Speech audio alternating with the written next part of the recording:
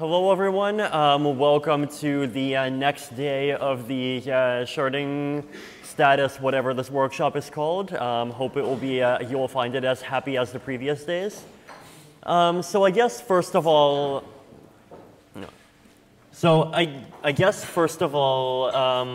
are there many people here who were not here the previous 2 days? Just to make sure.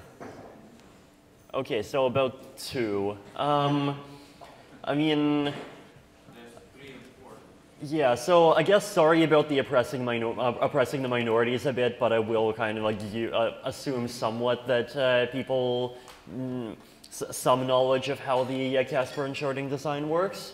But maybe since today is kind of the development day, we'll focus a bit more on details from the from an implementation point of view. So basically, if you're someone looking to develop a Casper and sharding client, then from that standpoint, like what will the protocol look, what will developing the protocol be like? What sort of kind of demands will it end up putting on you?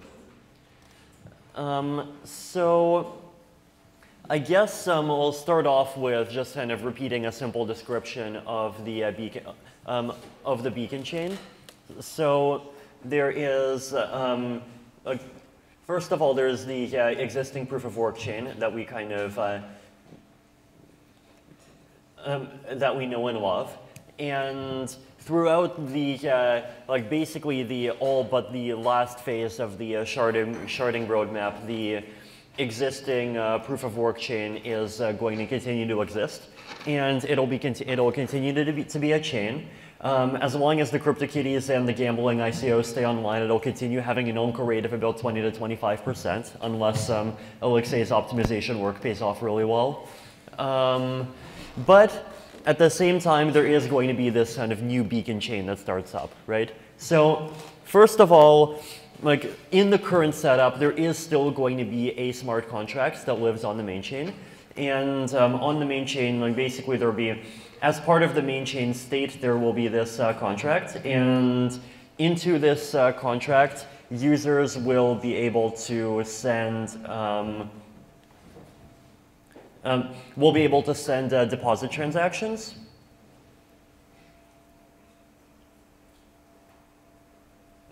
Did that come out well?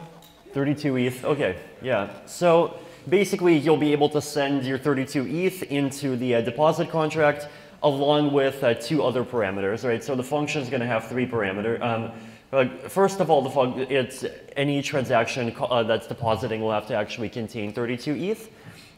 It will also have to specify a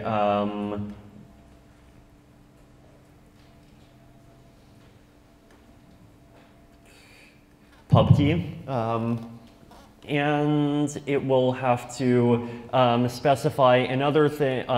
Realistically, it will have to specify a withdrawal address as well. Though, like the original spec, right, basically had this idea of like validation code, where you can basically specify some arbitrary program as your pub key, and you can specify some arbitrary address for the withdrawal. But especially because we want to implement WebAssembly and all of this, right? It's probably not a good idea to like bake that in right from the start, because the VM details might change. So realistically, there's a large chance the withdrawal address is itself going to be another pub key, right? So this pub key is the pub key that you use for staking, and then you have another pub key that you use for withdrawing, right? And you might have a shard ID in here as well. Might not be specified, but this is kind of roughly what it'll look like, right? So you specify some data, and at the very least, you have 2 pub keys. And when you deposit the transaction, if everything is correct, will end up creating a receipt. And this receipt is, so first of all, any client of the proof of stake beacon chain needs to have at least enough access to the proof of work chain in order to be able to, first of all, know what the block hashes are, but second, know what the receipts, what the deposit receipts have been between any 2 checkpoints. So for a proof of stake client, being a proof of work light client is actually totally sufficient. So the beacon chain is going to also exist in parallel to all of this. It will have, because of the of the attestation mechanism, it'll probably have a non-core rate much lower than 25%. This is still kind of in progress, but generally, at least some proof of stake blocks will have these pointers that basically go back into the main, point to the main chain, and later blocks in the beacon chain will point to later blocks in the proof of work chain. And the idea basically is that if you're processing this block, and you see that, first of all, there's a hard consensus rule that says that the main chain reference of a child has to be either the same or a descendant of the main chain reference of an ancestor. So, but then when you process this block, it'll be part of the consensus rules that you also have to execute this, this, and this. So you also have to execute these three, and then into this, basically, whoever deposited here would end up adding themselves into the pending validator set that's stored over here, right? So inside of the beacon chain state, you have some validator sets. So in the current spec, you have an active validator set, a pending validator set, and an exited validator set. And obviously, if you deposit, then you'll basically join into the pending validator set over here, right? So as a client developer of the proof of stake chain, like basically you need to have at least the light client of the proof of work chain. You need to be able to process receipts and get a complete listing of receipts, and you would need to be able to actually process these beacon chain blocks, right? So this is kind of fairly abstract structure. This so far doesn't really depend that much on the kind of inner details of the beacon chain. So I guess first of all, any questions at this point? Okay, so if we take this as you just described, could we implement it as the first stage and say that it will never change again? Like not again, but so what I was trying to understand is there any minimal set of functionality that could be useful for the main chain and be implemented within, let's say, like 3 months or something like that? Is this the base piece, or something even smaller can be done? Okay. Maybe you answer first. I mean, one good piece, I think, would be the networking layer. So each shard, as well as the beacon chain, will have separate gossip channels, and agreeing on, what networking stack we'll use, and have all the implementations, collaborate on that would be great. Well, that doesn't satisfy the usefulness criteria. Right. So if you want something to be useful, then I think a proof of stake chain that hooks onto the proof of work chain basically is a minimal component, because that's, like, first of all, I do think that the sharding is somewhat more up in the air than the proof of stake side. But the proof of stake side, even without sharding, will serve the useful purpose of providing a kind of linked finality gadget, right? So the idea basically is that if, let's say, inside of here, and like at some point, like this block ends up being of the beacon chain ends up getting finalized, then because this contains this, then according to a consensus rule that is aware of the beacon chain, this being finalized is also going to end up finalizing this, right? So that's probably the smallest components that I would say is useful, but like the proof of stake chain is a significant component by itself, right? Starting on the main chain, you have no way of accessing the randomness from the beacon chain, right? You can't go in that direction. This depends, like, to what extent it's actually possible to write a verifier for the beacon chain inside the proof of work chain. As like, especially if in the earlier versions of the spec we're using cryptography that's more kind of like RSA or up to curve based than Stark based, then it should be it could be designed to be implementable with the precompiles. Although if we go with BLS 12381, then no, because the main chain doesn't support BLS 12381, or at least definitely not efficiently. unless you do some ugly hack where you like use BN256 to make a snark of the BLS12381, but that's like horribly ugly. If it is possible, that's a good example of usefulness, I think. Right. Okay. Will shards have a similar setup to this for like withdrawals or deposits? Yes, so shards definitely will have a similar dependency relationship as the beacon chains in the main chain. Though, like as we discussed yesterday, we are considering this plan where a shard chain is basically only dependent on the last finalized block of the beacon chain.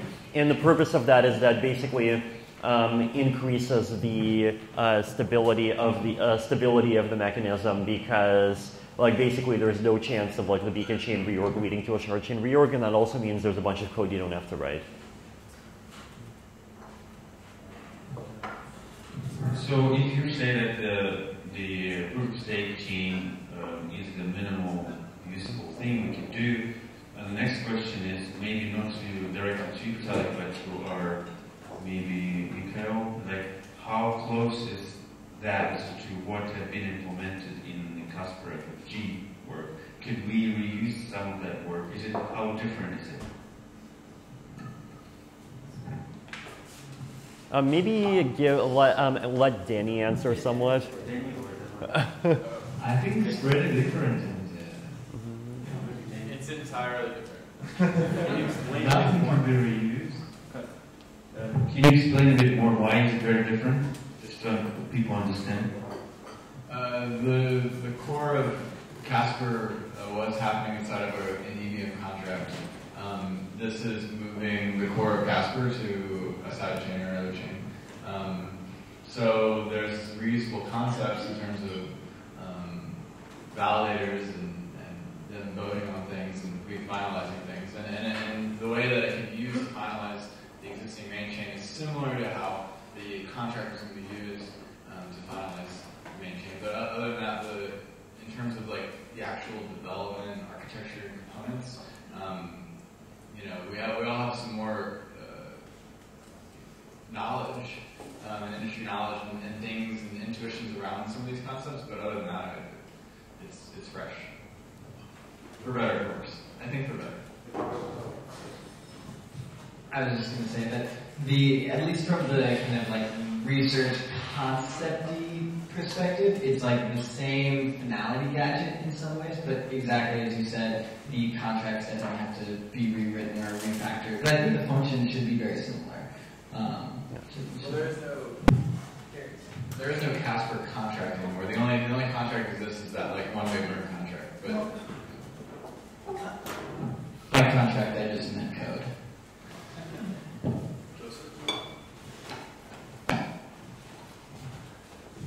So in practical terms, the actors that run this system, previously they would have to trust code that is on the chain, on the main chain, and nowadays they'll have to trust the software of every kind of implementation of this, and choose an implementation to run, audit it, and blah, blah, blah.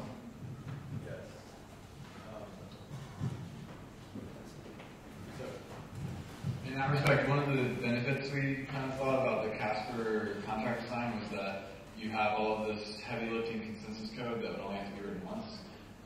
So you do now have all of that consensus code. It has to be replicated in each client's chain implementation. So we're going to have to focus more on having unified testing across clients, kind of like how we have the existing chain for this new application.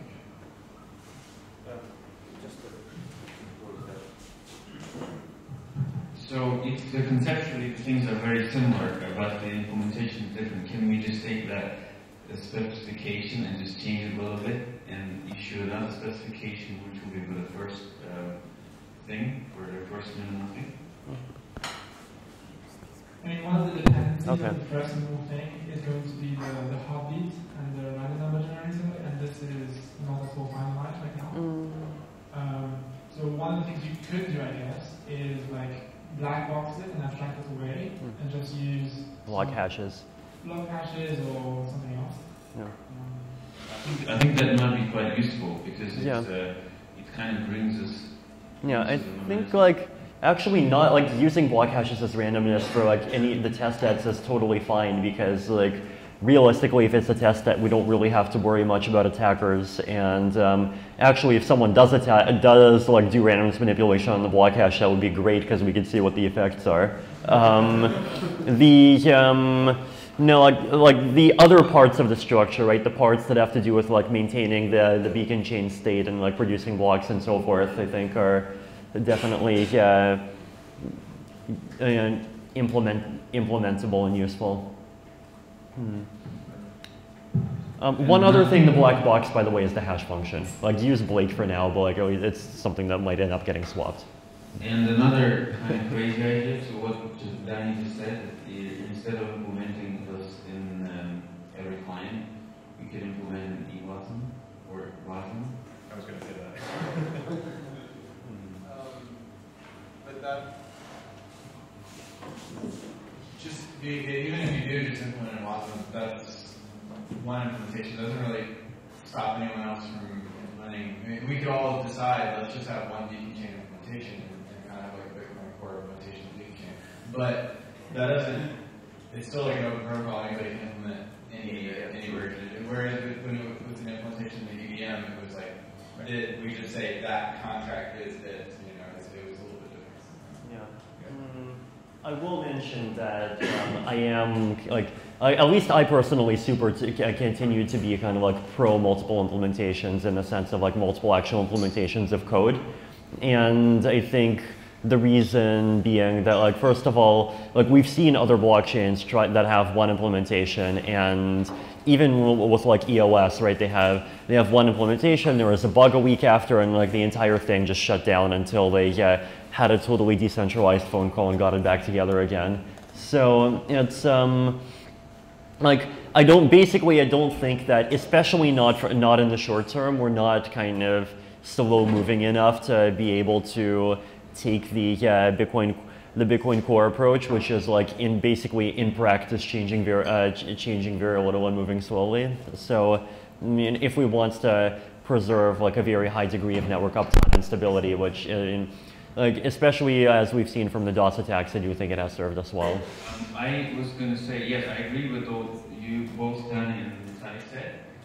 But what I was going to suggest is that in order to bootstrap the process of transitioning into the new system, rather than requiring all the clients implementing this consensus logic, you can actually have that as like maybe short-term solution to implement it in Wasm. And we know from yesterday that kind of most of the clients will very soon have Wasm engines.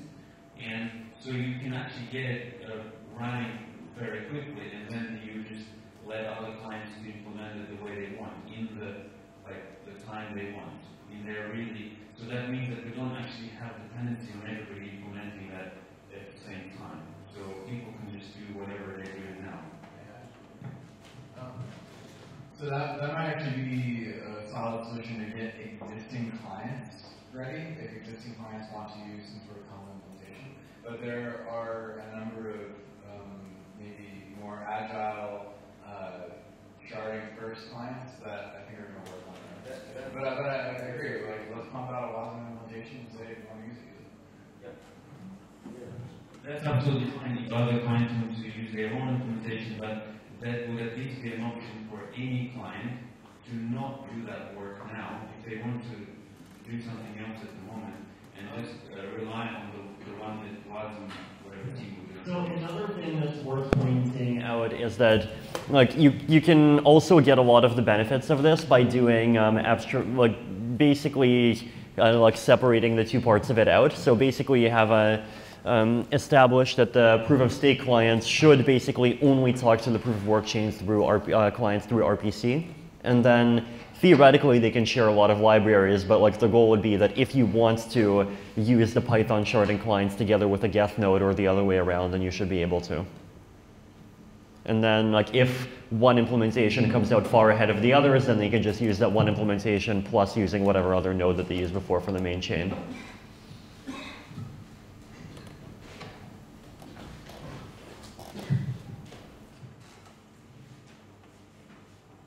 So Lexi mentioned the idea of black boxing a component So with black box, the beacon chain, Vitalik, you said black box, the hash function.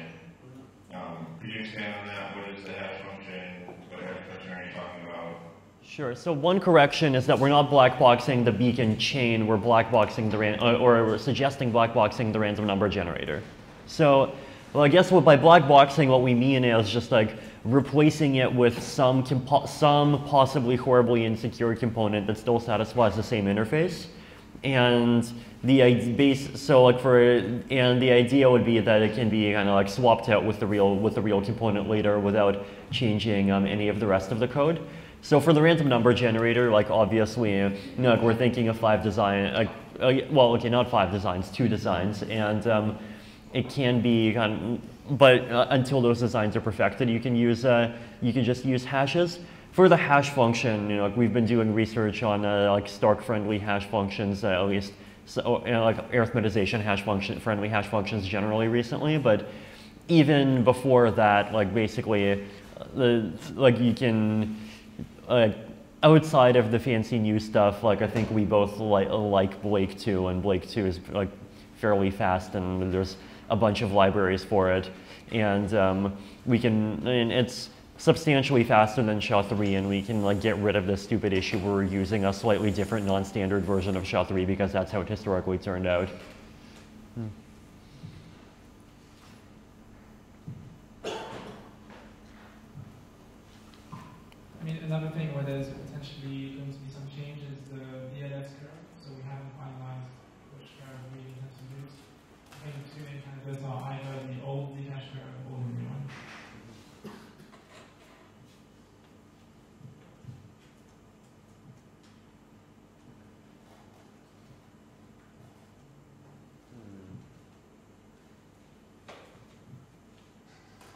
New topic? So I guess we could go through somewhat about in terms of like what in the current plan as it exists now beacon chain blocks and state are likely to contain. Now obviously details of this change, but it's at least kind of enough to give you an idea.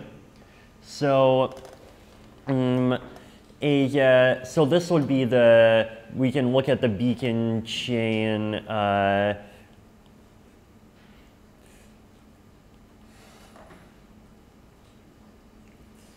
state structure. Oh, cool. And we can look at the beacon chain block structure. So basically, the block contains, we'll start off with the block, right? So the block, first of all, what it needs to contain, right, is that it needs to, first of all, the block has a proposer, and it needs a signature from the proposer.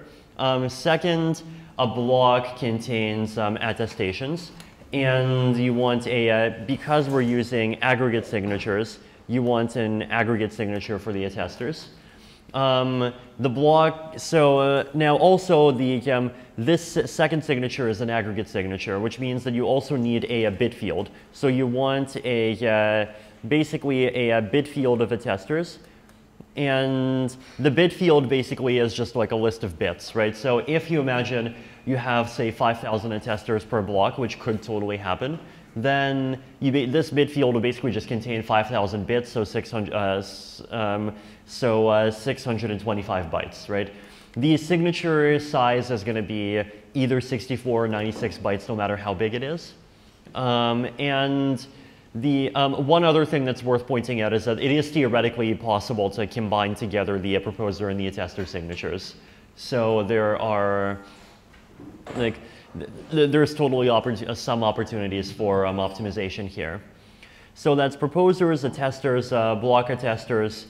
Another thing you probably want outside of this that you'd want is if it is a checkpoint block, then first of all you need a pointer to the parent.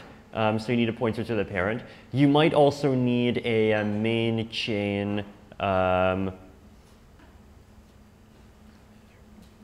reference. So basically, this is the pointer to the parent in the beacon chain. This is the pointer to some parent in the main chain. Any other variables that I missed? Height. Or slot number? Possibly, yeah. Height or slot number, possibly. We can potentially include both there. So that's the header, right? Yes. Well, that's, I mean, technically, I think that might be the whole thing. What else do you need? FFG votes, postings. Okay, so the attestation signature in the bit field also is the attestation signature in the bit field for the FFG votes, and we're hoping for the crosslinks as well.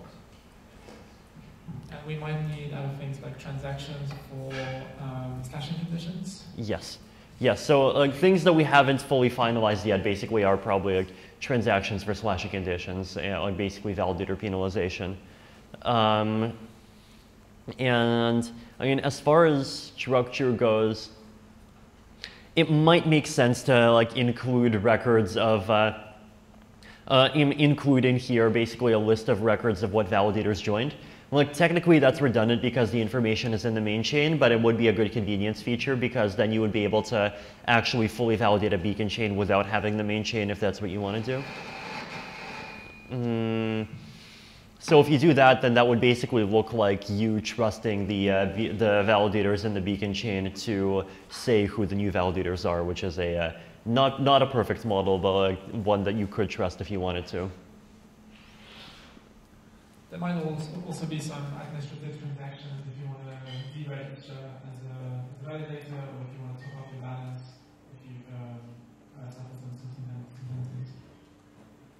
Yeah. So in terms of the size of this, right? Like the bulk of this is you have about a couple hundred bytes here, maybe a couple hundred bytes altogether. The bit field could go up to something like a kilobyte, but so in the worst case, right? So the size of one validator slot is 32 ether, and the maximum, like for the maximum amount of ether that could exist, I'm using as a simplification 132 million, which is 2 to the 27, and you know, no, this is not a statement of the exact ether hard cap that I wants to impose on everyone with an iron fist. It's like something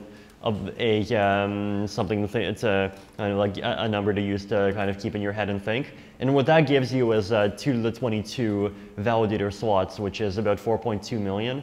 So with 4.2 million validator slots, and then if we assume, say, 128 block epochs, then that goes down to 2 to the 15, so 32,000 validators get included inside of every block, which is, and 32,000 bits basically means these block headers are going to be something like 5 kilobytes. And this is 5 kilobytes that's coming in like every few seconds. So like it is, so the chain in this particular structure, like it definitely would be kind of like heavier as a, way heavier than the current Ethereum header chain, which is 500 bytes every 15 seconds. Though in practice, it's not going to go up to 5,000. It actually will be like 500 bytes every 5 seconds. And like one area of research is also thinking about, like, is there a possibility of designing the system so that a light client can get by with some subset? And I think the answer is maybe, but it's not clear that that has to exist in the form of a header chain. Like that could also exist in the form of a structure where, say, every checkpoint block has to point to the previous checkpoint block. So you could download just the chain of checkpoint blocks. And then you would basically use just the validators at the checkpoint height as a kind of proxy for all of the validators. So like there are like these are like details that we're thinking about but not finalized yet. One thing that might be obvious and maybe worth mentioning is that there's no gas here, so we can just make the transactions and there's no worry of the gas limits being too low, the gas prices being too high.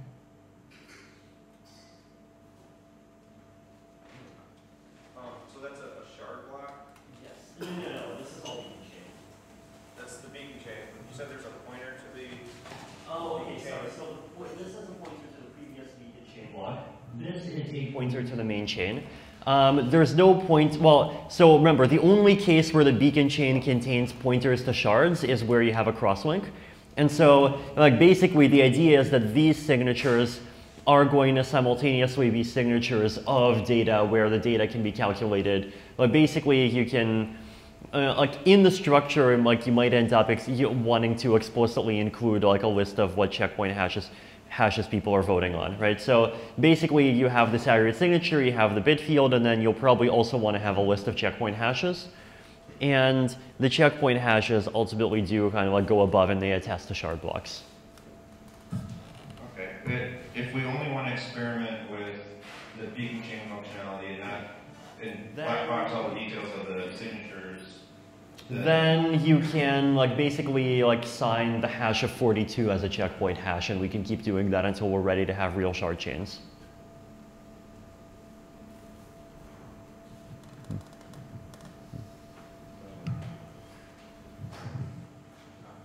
All right, quick question.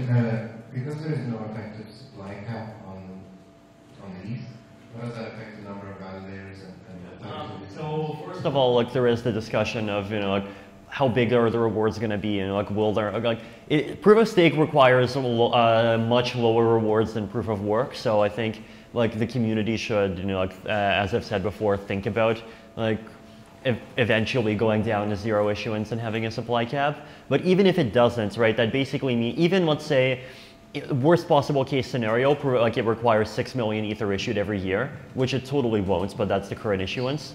Then the number, like basically the activity or the amount of effort needed to process the beacon chain will only go up by 6% a year, and that's not that's not exponential, it's linear. So like it would, the Moore's law totally beats it out. Can you go back to that whole no gas thing? What does that mean exactly? So basically the idea is that there is no possibility of general purpose computation happening on the beacon chain, right? Because the beacon chain is not a chain on which like activity happens, in the sense of like people, like no end user activity happens. So all you have on here is hash verification, like right now BLS signature verification, random beacon verification, eventually Stark verification, and that's it. So there's nothing that one validator can do that can have like some variable amount of space on the beacon chain? Correct. The one thing you can do is you can sign for a crosslink that like nobody else is signing for. And so one thing that we haven't fully figured out here is like basically how to, like, do we need to, and if so, kind of how to impose the limits on the load if lots of people, like pretty much everyone is voting for a different crosslink hash, but that's only possible in like the worst case. And there are, like, one thing we could do is we could just limit the number of crosslink hashes per block, and so if you're really part of the minority, you just don't get included. I mean, there will also be a variable number of like unrestricted messages and also slashing messages. These can have various sizes, so we could just like cap the amount of messages that are variable. Or we could have some sort of very primitive fee system. Okay. Another idea for unrestricted messages is simply to actually do them on the main chain and then carry them across, because you don't want to introduce all this complexity of beacon chains. And that's possible. Like when the main chain goes away, they have to exist somewhere anyway. Oh yeah, by that time you're going to implement it there. I just wanted something super minimal. Right, oh yeah, sure. So first of all, if we want super minimal, then we don't even need penalties, right? Because in the super minimal case, like basically nobody can withdraw, and technically you don't have to implement slashing until you allow people to start withdrawing. So let me just make sure I got the whole design right. If I'm processing only the beacon chain, say not the main chain at all for some reason, I wouldn't know, for example, what a validator's deposits are. So you would know because, like, well, in the design, in the idea that I just suggested, you would know because the beacon chain would contain records of what who the new depositing validators are every time the main chain reference changes. But like you would have to trust that if you're not validating the main chain yourself. Okay, so I could potentially load the beacon chain with like top-ups or something like that. Well, right in this design, there's no top-ups. There's just 32 ETH deposits. Okay. Yeah.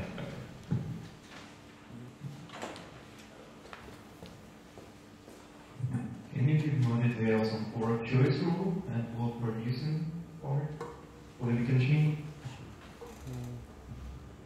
So block producing is easy. You have one producer per, or one proposer per slot as dictated by the random number generator. Fork choice rule, we're considering basically having the heaviest chain with respect to attestations. But because we're kind of thinking of merging the notion of attestation, of crosslink and FFG into like a single thing, then it will also be the heaviest chain in terms of FFG. So it would be the chain which is most likely to finalize next. The fork which is most likely to finalize next. In terms of the fork choice rule for the shards, we're looking to have the shards be kind of maximally decoupled from the beacon chain, and like at minimum we want the shards to respect the finality points in the beacon chain. And it's possible that we can have the fork choice rule only look at that in the beacon chain and nothing else. So it would be just, for example, one single block per epoch. Is there any condition to restrict that which mentioned block hash will be the shard chain to beacon chain crosslink be used? And maybe we should restrict it to, for example, a height should be 0 modulo some number like 100 or 10, one or flat number. A reason to do that is that initially, if we don't change the fork choice rule of the main chain, and the main chain does revert, then it means that the beacon chain must also revert. And so, if we want to minimize forks in the beacon chain, then having less references to the main chain will help.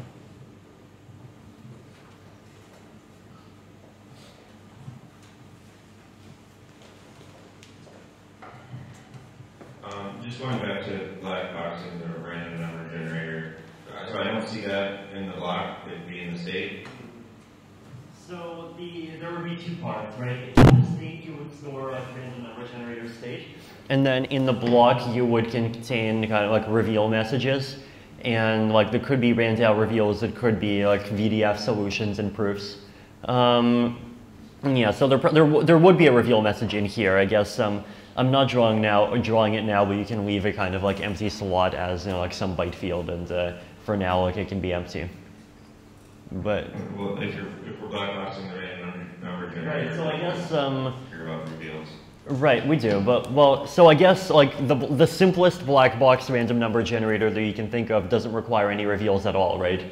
Well, I guess what you could do is you could just like have a slot for reveals and then let block producers reveal whatever they want. That's the other that's the other stub you can make. But it goes in. Is there anything in the state? It goes in the block. It goes in the block, and then in the state you would have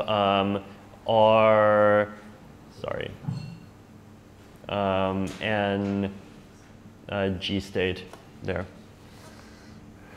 So you would have, so RNG state is definitely part of the state of the beacon chain, right? And that RNG number just changes every block? It could, or it could change every dynasty. Okay. And what else might be in the state? Okay, so I personally like to split the state up into kind of two parts that I call, I mean, in the spec I call it active and crystallized, but it's basically kind of quickly changing information and slowly changing information. So the quickly changing information basically is, so number one, you have the RNG. Number two, you have basically like various different bit fields. So you would have a bit field of like basically who participated at what height, and like you might also have bit fields of who participated at each crosslink. So basically, and you might have a series of you'll have a series of crosslink hashes that people are trying to submit. The bit field at different heights, which also doubles as the Casper FFG bit field. So this is all basically storing like who participated. Bit field over here. Then let's see, what else would you have? Bit fields of crosslinks. I remember the active state being very small, right? Yeah. You would have RNG data. You would have so data related to records of crosslinks in progress. Pending validators? That's not short-term, that's long-term data. Yeah, okay, so then long-term data is more interesting, right? So long-term data, you basically, first of all, you have validator sets. So you have active validators, you have pending validators, and then you have possibly exited validators. So exited validators are just validators awaiting withdrawal. So active validators are validators that are like active right now. Pending validators are validators that have logged on, but that have deposited but have not been inducted. So you might have to like wait one dynasty to get inducted. And exited validators are validators that withdrew that are waiting, either withdrawing or getting slashed, depending on how nice they were, or possibly some combination of the two. So for each of these, right, you have basically you have a validator record. And the validator record might contain, like, first of all, it contains the pub key, your pub keys. It contains your balance, and it might contain RNG private state, depending on what the RNG ends up being. Okay, that looks terrible. They really should teach mirror writing in school. More useful than cursive. What else do they have? Like basically, it's like when I did the calculation altogether, it's something like 100 bytes per validator, so it's very little. Okay, let's say I want to, because yesterday we talked about phase 1 versus phase 2, and if they're decoupled, and then you can work on them independently, and you, in theory, be able to parse a phase 2 execution engine without worrying about the details of phase 1. So if we want a black box phase 1, then I think the only relevant stuff would be like the crosslinks. What else? Anything else be relevant besides that? So from the point of view of the execution engine, like the thing that matters is obviously, first of all, like what information is a particular step, a particular part of the system allowed to have information about what. So that basically is determined by the crosslink structure. It would also get environment variables. So like for environment variables, you have like block hash timestamp. Like for you might want to allow opcodes for random number state and all that. So like basically just for that, assume that there is like environment data and the shard is aware of the environment data from the beacon chain and from the last point of finality. And then the shard is obviously also aware of the environment data of itself pretty much instantly. There is, whatever the incentivization of the execution is, like depending on, I guess, how fine-grained the incentivization ends up being, it could either happen on the beacon chain, so you want like penalties on the big penalties on the beacon chain, or you could do incentivization inside of shards if you have like penalties that have to be applied to everyone every block, or rewards.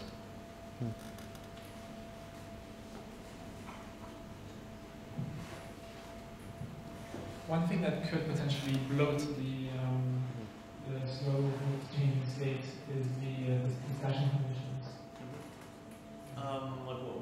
What data are you thinking? Custody, for example, like. Oh yes, proof of custody challenges would actually go here, right? They would go in the block, and like proof of custody itself doesn't need to have a large state size. Does it? I mean, like I get that in this part of the state, in the validator state, you probably want proof of custody seed commitments. So I'll just like say like commitment and then POC. I mean, do you want to store when the challenge periods will expire, for example, and who made them? Yes, you would, but that would be, yeah, you do. Though, like, challenge periods are, like, a challenge period expiry is only 4 bytes, right? So, I'd expect, like, yeah, I don't expect like that to be a source of massive bloat. And also, like, keep in mind that the size of the crystallized state altogether in the kind of like worst case is going to be something like 400 megabytes, and I don't expect it to be possible to make enough challenges to get anywhere close to that. The active state is somewhere in the, like, the active state is mainly a bunch of bit fields, so the active state might only go up to the 100 kilobyte range. So, like, basically from an implementation point of view, like, all of this would just be a big long thing in RAM. And I don't know, like, shove the active state into an L1 cache or whatever if you care about optimization. Though I expect, like, basically in terms of like cost of like computation and processing, right, you're gonna have a lot of bit field manipulation and a lot of hash checking. So and a lot of BLS signature verification. So and a lot of like randomly fetching public keys from the crystallized state. So just optimize for that. One thing that could significantly change the size of the headers might be the VDF. So if it contains a Stark? Or even like the 10 kilobyte proofs for the VDFs. Right. Yeah. Now, I mean, that said, you know, like, we are considering designs where VDF like submissions only get submitted like once every epoch instead of once every block, which would basically mean that sometimes you have big VDF blocks, but it gets amortized. Yeah, I will add though, like, so if we're using even Starks for the VDF, then having the Starks be big doesn't matter much. If we're using like big constructions for the signature aggregation, that is a bit more of a problem.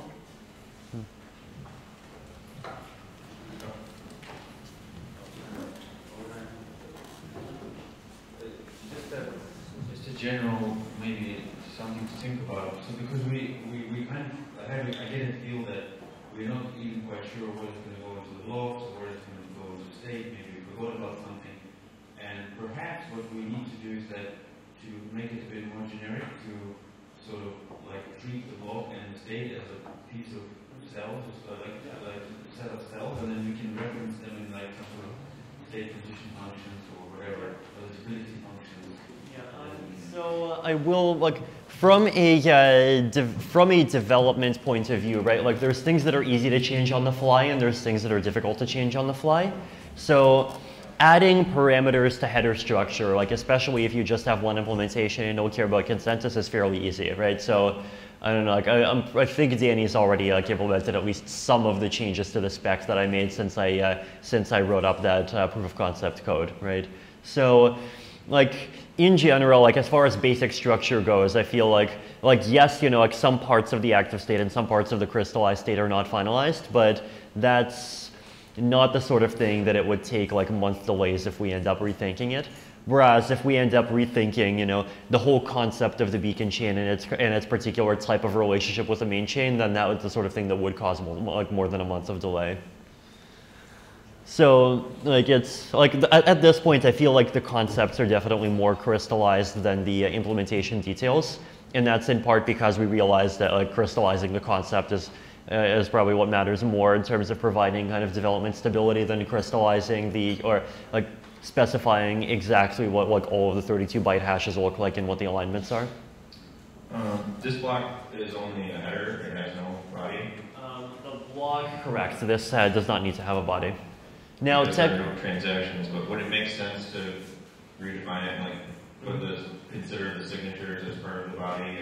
And possibly, right? So it depends on the design. So for example, over here, right, you basically just include the like if we're going to do the optimization where we combine together the proposer signature and the aggregate signature, then you can't verify the proposer without verifying everyone else, and so then like basically you can't have a concept of header.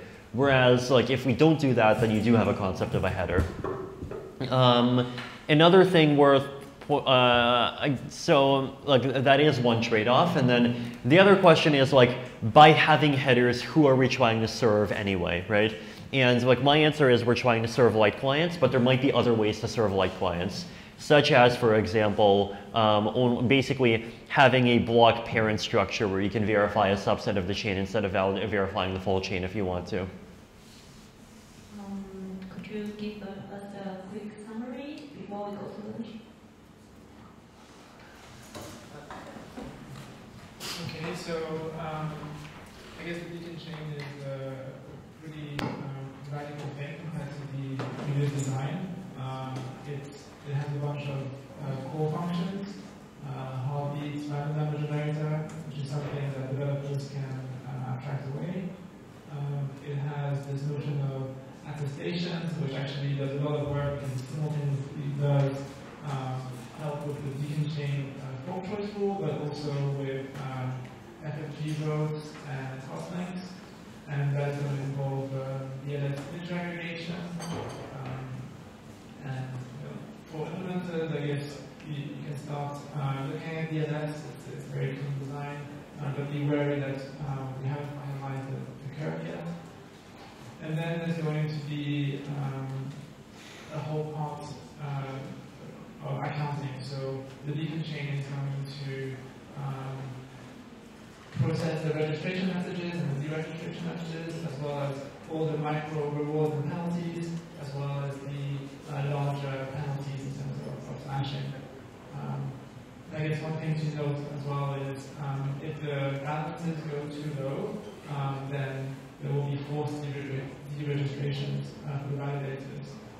And in order to make sure that everyone is kind of fairly treated, then we want to possibly incentivize balances to be as close as possible to 32 or at least 32 ETH. And so there might be a penalty for having your balance be lower than 32 ETH, but there will be some margin before you force it to be kicked out.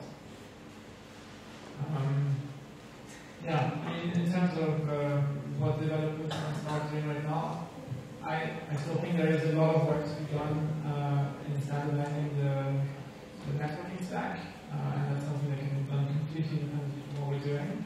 But other than that, working on just the Casper FFG part with a black box RNG also can. I will kind of reiterate that I definitely don't think that you need to standardize everything before it makes sense to start development, right? So, like, if, for example, your goal is to have like a toy that you can run as a proof of concept and show people that your team is great and sharding is great, then first of all, you definitely don't have to worry about validator rotation. You definitely don't have to worry about penalties. You definitely don't have to worry about proof of custody challenges or even proof of custody at all. You can just implement a structure that has some static, or at least like static and only growing validator set, and you can just like basically do like whatever the minimal structure is for FFG messages and then implement that, and that would, you know, like it would work. It would have a lot of the properties that we're looking for, and then the other components can be sort of added on over time.